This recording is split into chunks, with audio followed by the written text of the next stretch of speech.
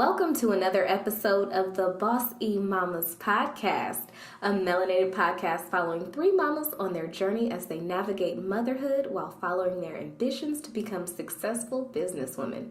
Recording live from the beautiful Bay Area. How are you ladies feeling today? I'm feeling pretty good. I'm blessed to be alive and blessed to be here, honestly. Exactly. Always blessed. Today's a good day. I'm feeling good. Well, today we are speaking with heavy hearts as we are still mourning the loss of our beloved brother Nipsey Hussle, who was murdered back on March 31st. He leaves behind his love of almost 6 years, Lauren London, as well as a son they shared together and a daughter from his previous relationship. Before we get into the discussion, I wanted to take a quick moment of silence to commemorate the very accomplished life of Nipsey Hussle. Nipsey was much more than a rapper. In his late years, he became a hip-hop mogul, taking on real estate, brand ownership, and invested in new technological advances such as STEM and cryptocurrency. Nip taught the hood and the larger Black community the importance of hard work, dedication, and ownership, and made us think about our livelihood and investments as a marathon and not just a race. In 2013, Nip championed his own campaign, Proud to Pay, which was a campaign he started to change the model of consumer in the music industry. He elaborated that his Proud to Pay campaign targeted superfans who were willing to pay for steeply priced content in order to help the artist continue to flourish in a day and age where most artists are forced to foot the bill of nearly all costs and find themselves making little profit. With this model, he sold 1,000 physical copies of his Crenshaw mixtape at $100 a piece in less than 24 hours at that. Seeing the support and effect of his groundwork led him into the world of real estate where, in 2017, he went on to purchase and open his retail store, The Marathon Clothing, which was additionally a smart store, where customers and fans could purchase merchandise as well as gain access to exclusive content through an app. His motive was to intentionally disrupt the world of retail, and in his own words, quote, "This is us trying to fuse hip-hop, fashion, and tech. We believe that's what the Marathon store is.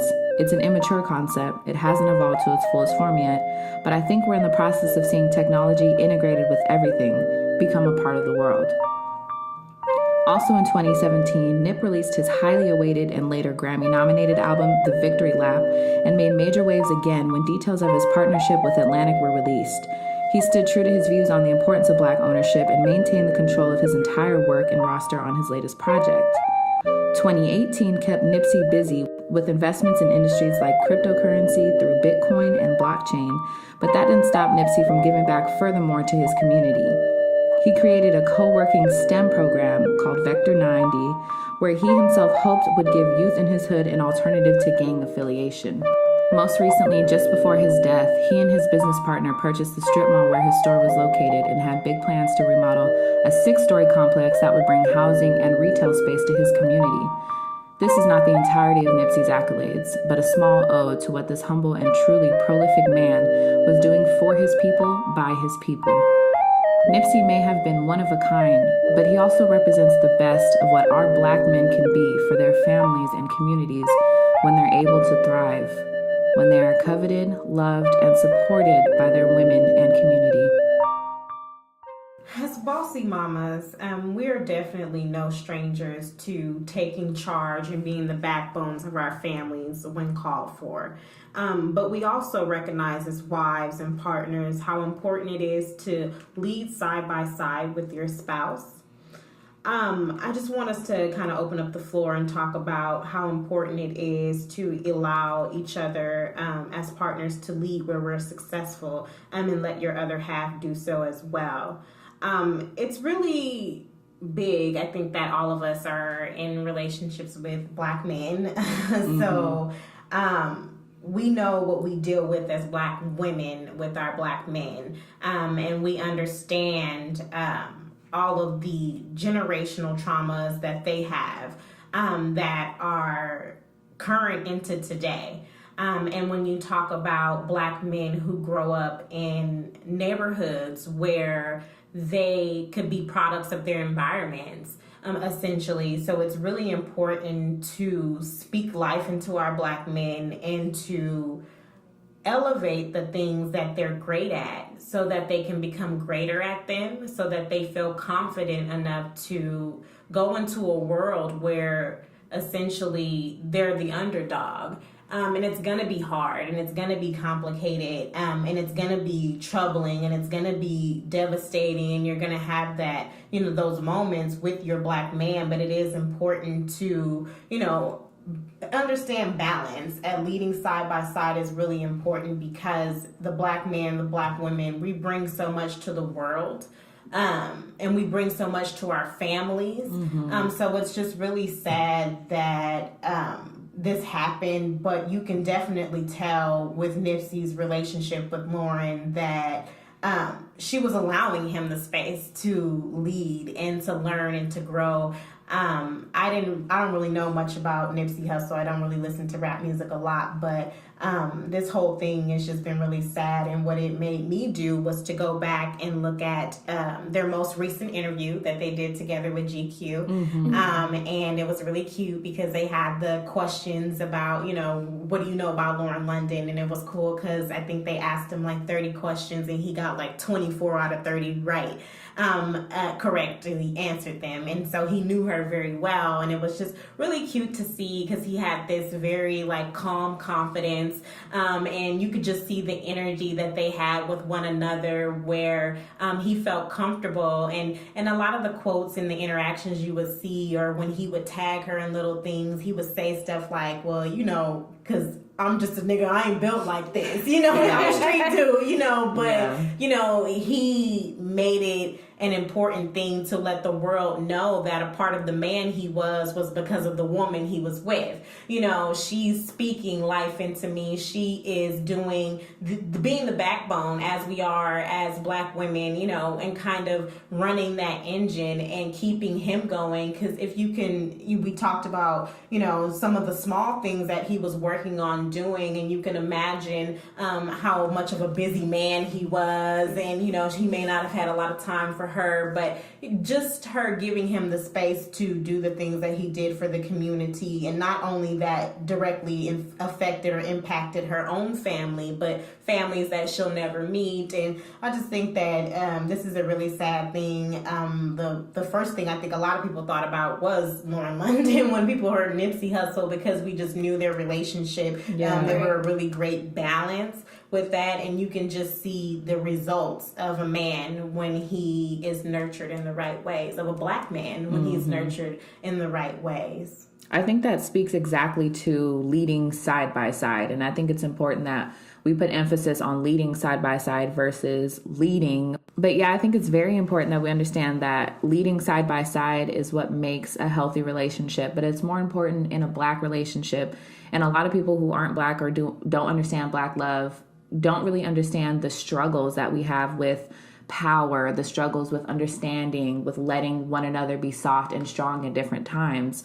Men are always looked at to be strong, and so are Black women. We're always looked at to be strong. We're always looked at to do this and do that. And it's important for us to allow each other to be soft at times, to be, vulnerable at times, and then also to be strong and to lead. And I think, like you said, TT, Lauren had to make a sacrifice in some way and at some point to allow her man to stand up, to be vocal, to put a target on his back, because that's what he did. We didn't even mention the Dr. Sebi documentary, but he had a target on his back from the prolific and profound work that he was doing, because Black men are already looked at as targets in this world. So then when you stand for something and you make it known that you're going to ride for your cause regardless, you're a target. So she sacrificed, and she took the ultimate sacrifice now because she did end up losing him. But during the relationship, she sacrificed maybe times that she wanted to spend time with him or do certain things so that he could make moves that would impact generations and communities. And that's something that I definitely struggled with in the relationship. And now that we're married, I kind of understand it in a different light. And I was the type of person at first, like, marriage means nothing. We're practically married, yada, yada.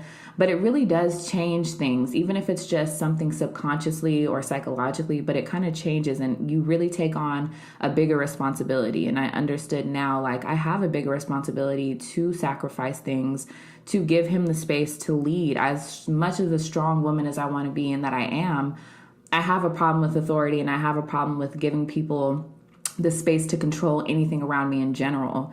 And so to give like 50% of the reins over to another person, as much as I may love him, is scary to me. And that's a huge sacrifice that I had to make. So I totally understand how important and how much of a hurdle leading side by side could be. And it could be vice versa for other women. They may not want to ever lead. They may want to just be on the back burner and let their husband do everything and this and that. And I think that they're making a different sacrifice, maybe a sacrifice for the woman that they have the potential to be, or, maybe taking the reins off of their husband because, like I said, we don't always want him to have to do everything. He doesn't always have to have the world on his shoulders, because in today's society, he does have the world on his shoulders. So I definitely, I understand leading side by side. And Jess, I know you're married as well, so... Oh, yeah.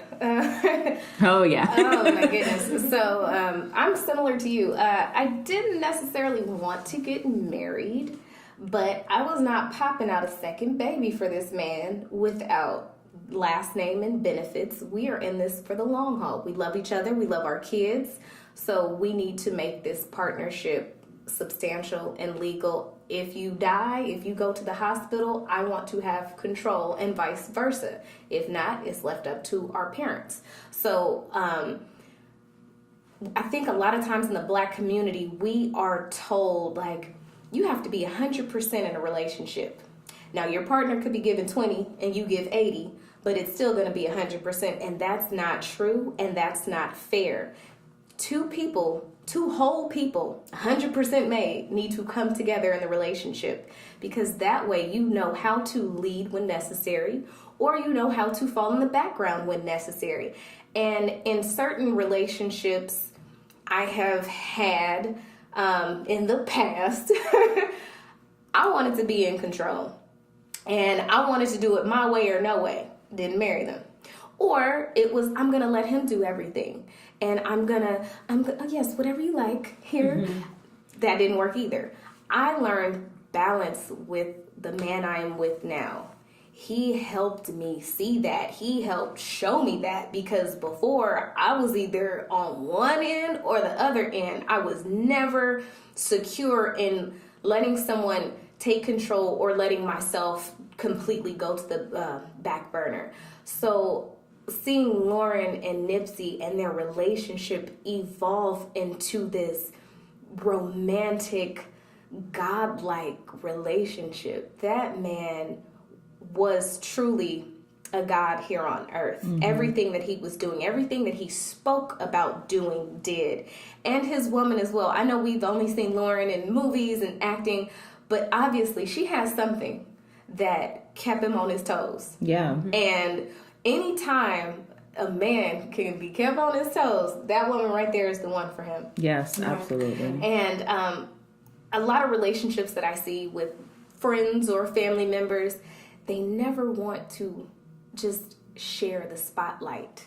There's a lot of selfish people, and your relationship is not you. It is you and him, or you and her, whoever, you and whatever you and do. Worse, okay. You versus him. Okay. Yeah. And I think that as Black people, and we just struggle with that. And kind of like what Des said, it's a hurdle to lead side by side culturally for us, because we have that state of confusion where at one point as a people, we weren't allowed to make any decisions for ourselves. So we went into that submission kind of attitude, and then things changed, and so we did our best to prove that, hey, I do have a voice, and I can be strong. And that's when they started to be the strong Black woman or the strong Black man, and they're attaching that now. So it's kind of like this level of confusion of like, what should I be? Mm-hmm. And especially in a relationship with a Black man who has had the same generational effects as well,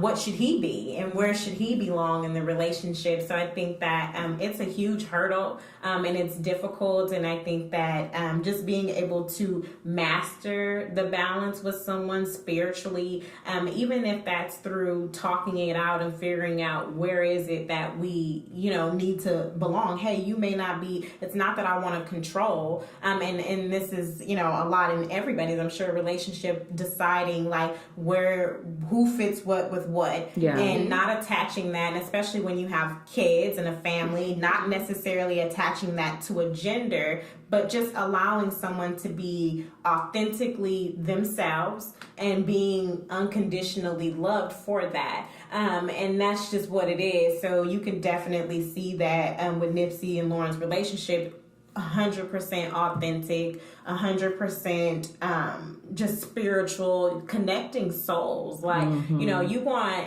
and it's crazy. And I think the saddest part is that for me, that she lost someone like that, because she'll never have a love like that ever again. You know, when you think about love, and, you know, when I started to develop as a woman and growing into what it is that I do want out of a relationship or a marriage or a man in general, I discovered, like, I just want to be unconditionally loved from the top of my head to the bottom of my feet, and that is the only way that you can grow and be able to elevate and do these things. The type of things that Nipsey was even doing in the community just required so much focus, so much dedication. You know, there's times I'm sure that he was discouraged where Lauren had to encourage him, and vice versa with one another. So, I mean, to see a man grow to this type of capacity and doing things for others and just being so selfless. You know, a selfless type of love just doesn't come every year or so, you know. It doesn't. And that goes for Lauren on her part too. Being selfless in the times where he's gone for weeks, or he's, you know, in meetings all day, or you don't really get him in the way that you may think. And I think a lot of us, not outside of race, but just a lot of people in general, we have this vision of a relationship, which is, what can I get from you and what can you get from me? And when you grow and you learn and you're adults and you go into a serious partnership or, you know, a marriage, I can't let this relationship, as much as I love you, stop me from doing what I want to do, especially if it's as impactful as giving back to other people, as being selfless for other people. And it takes a strong woman for sure to deal with that, to deal with somebody who is so selfless and is so giving, because they give a lot of what you may have felt you wanted for yourself to other people. And sometimes people like that give even to those who we may not feel like people who get it are deserving. But that's not what it's about. It's about him fulfilling what he was here to do and what his spirit was telling him to do, which was give back. So I commend the relationship, and I feel like that's a perfect example of leading side by side. Oh, absolutely. You guys, this is deep topic. It is. Like, my hands are getting sweaty, my eyes are tearing up again. So outside of, or not even outside, when we lead side by side, we have to lead side by side in our homes with our kids, because we are all moms, and our kids need to see the importance of mommy, daddy balance. How do you lead by example for your kids? What is something that you and your husband do? We are really loving in my house, very loving in my house. When I grew up, I had a very strong Black mama, you know, and there was a lot of love, but it wasn't really shown as much. You know, it was like she said, I loved you when it was necessary, and we knew she loved us because she took care of us, but there wasn't a lot of affection or a lot of displays of affection in a way. And I think that that's really important for children to see, because my daughter, she is almost 2 years old, and she is very loving. It's funny, the neighbor, she plays with their door, and the neighbor opened the door one day and she instantly blew her a kiss. And so my daughter is super loving because she sees love. We lead everything in our household with love. I do everything from love. Even when it hurts, it's because I'm doing it from love, you know? And so that's something that we kind of made a pact and talked about before we had her. Like, I want her to experience love on another level. Love changes lives. Love pays bills in my house. Yeah. You know, people say, you know, love don't pay the bills. It pays the bills at my house. Right. Because I love you so much, I'm going to work this double shift to get these bills paid, okay? So it's like, you know, it changes things. So I think that for me, breaking that curse of not, you know, having that affection and that level of communication, it's okay to talk and it's okay to be upset. It's okay to have emotions. You get over them and it's okay to talk about them. But just love being a huge thing in my household, I think is something that we want to continue just generationally for my family. Is to just, you know, love on each other. We're not here for a long time, you know. Yeah. We're here for a good time, not a long time, you know. So you got to love people today, not tomorrow, today. Mm-hmm. See, and in my house, communication is key because my parents, they were married 36 years before my mother passed away, but there was no communication. Mm-hmm. They would brush everything under the rug. They rarely showed affection to each other. So as I developed my relationships, I had to learn how to show affection and appreciate and accept the affection that I got back. And now that I'm married, even now, like, oh, don't kiss me. Like, public displays of affection. What you doing with your tongue? Put that back. Like, you know I love you. I love you, but we do not need to be at the theater. I'm trying to watch the Avengers. But communication has been more important for me because I want my kids to see you can talk your problems through, you can solve your issues, and you don't have to go to bed mad at anyone, mom, dad, the world, whoever it is. So my husband, he forces me to talk to him. Like if I'm mad, oh my God, dinner will be made, I'll sit, arms folded, he'll keep asking me questions, and then he gets my kids. So ask your mom, how's she doing? For real? I'm good. What do you want? Well, I think that we need to talk about what da-da-da. I'm like, okay, all right, you're fine. Fine, I'll get it. So over time, I have developed better communication skills, even in therapy. You know, she said, you're doing a whole lot better, Jess. But I want to work on affection. Like, hearing you say love rules your household, like, oh, it gave me butterflies. And then I was like, yeah. I don't want no more babies. Like, exactly. I'm thinking, when you're saying that too, I'm like, I wish I could say that. And I admire you. And I honestly was thinking to myself, like, when I go home, I want to consciously think about trying to do everything from love, because I love that you said that. And I did not have that experience. Like, my parents, their relationship, from my standpoint as a kid, I was like, y'all don't have no business being together. Like, I know what you're doing and you're doing it for us, but kids recognize that. And my mom was also that super like egotistical, strong woman. I don't need a man for shit, yada, yada. So I didn't realize I was that until I got into a relationship, and you have that mirror right in front of you looking at you like, girl, if you don't need me, why am I here? Exactly. And that kind of really like blew my mind. I was like, oh my God, I am, you know, everybody says like, I'm my mother, or you realize like how much of your parents you are. You really do realize that. But as an example of a mom and a wife, and I love my mom dearly, I just want to do so much better, and I want to be way more loving and way more compassionate and really give my daughter and my son everything that I didn't get as a kid. But one thing that I can say for my relationship, because we love each other dearly, but showing it, like you said, communicating it or showing it affectionately, it's very hard at some points. But one thing that we did come together and decide is that we are in here for the long run, and we're going to make a legacy. We're going to build things for our children, for our children's children, and so on and so forth.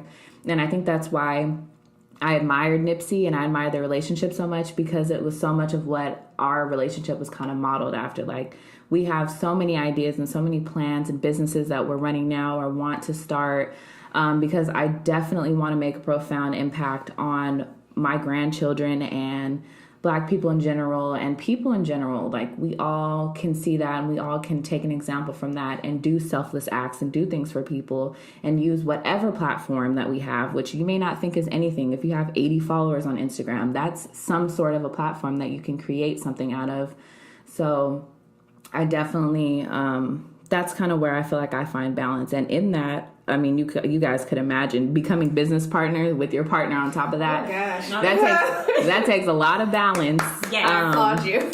Yeah, so. And they actually say, you know what, when you are with your soulmate, it's the best thing to do is to go into business with them. Because of the simple fact that, you know, your goals are aligned. It's someone that you know you can trust. You know, especially when you've worked through all the soul things that you need to do to sustain the relationship and to nurture and grow that. Yeah. I think that the only option after that is business, because this is something that's going to, like you said, directly impact our families and the generations after us. And that's kind of what we need as Black people. We don't have enough of things that we've built that are still standing in the community today. It's almost like I was listening to someone watching a documentary, and he's kind of like, it was almost like when segregation ended, it was almost a bad thing for Black people, because when we were segregated, we had our own liquor stores, we had our own businesses established, we produced our own food, we had farms, we had all those things. And we were successful. Exactly. Successful. You would have, you know, Black-owned stores where only Black people shopped, and it was like, you know,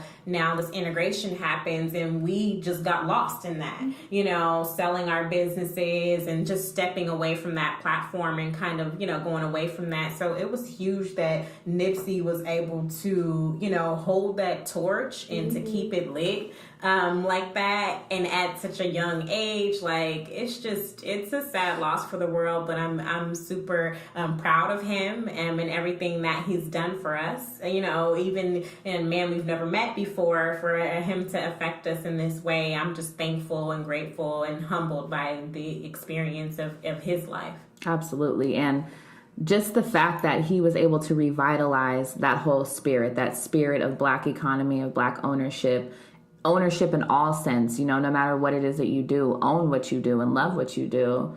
That just seeing the outpouring of love for him, but also the outpouring of motivation and inspiration. Like, I'm so happy to see people want to go and carry the torch for what Nipsey was doing, even if they had never wanted to do that before and were content with working for somebody or, you know, never owning anything.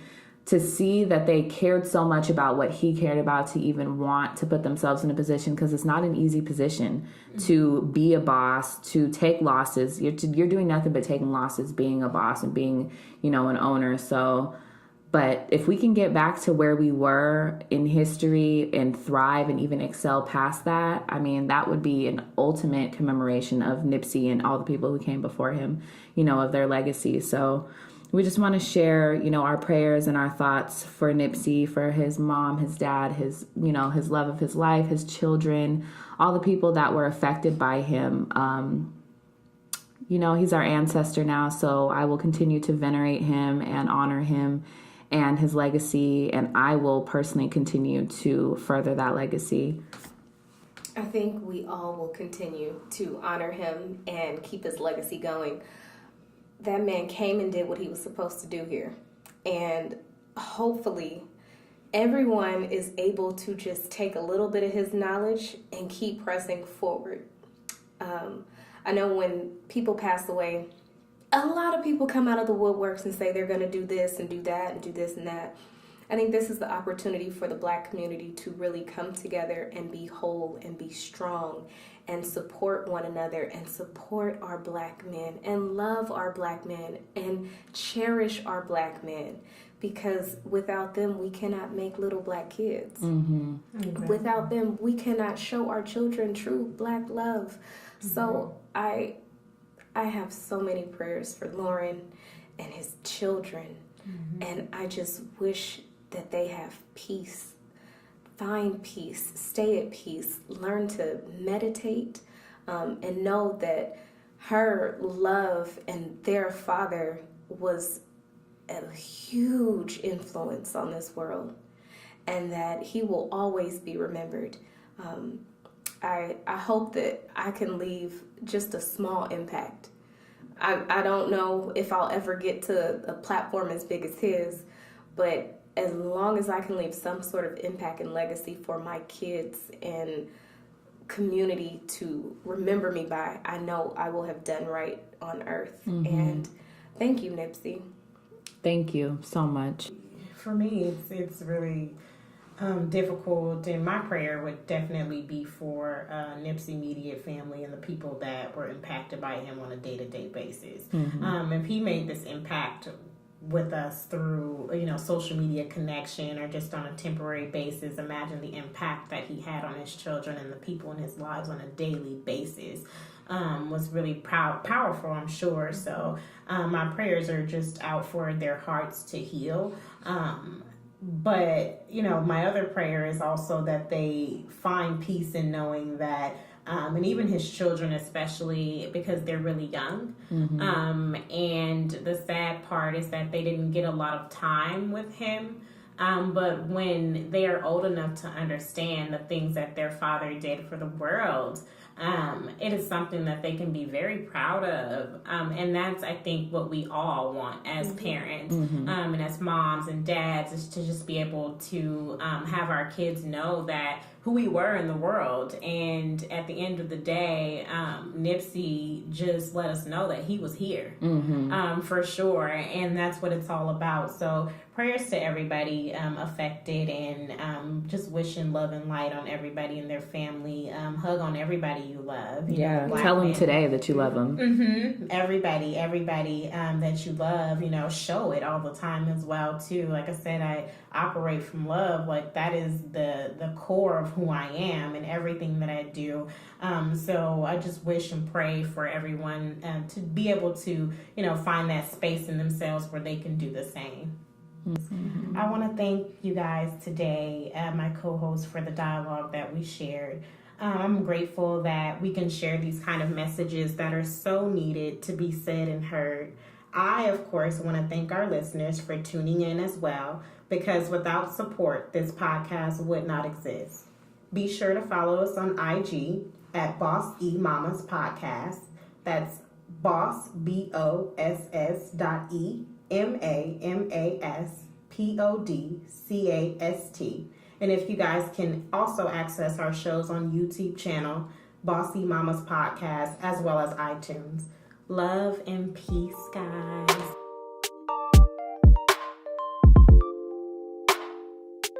Bossy Mamas Podcast.